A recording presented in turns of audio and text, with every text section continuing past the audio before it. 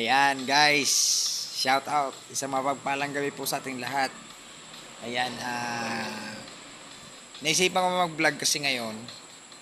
Naisip ko lang. Katapos ko lang panoorin yung kay Pobre.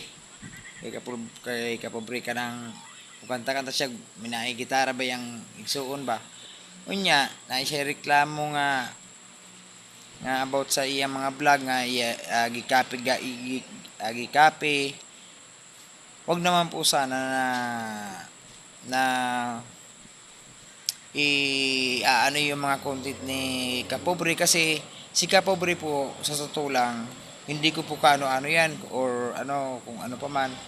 Si Kapobre is nakikita ko po sa kanya napakabait po, maraming natutulungan, kaya nag ano po siya, nagko-content po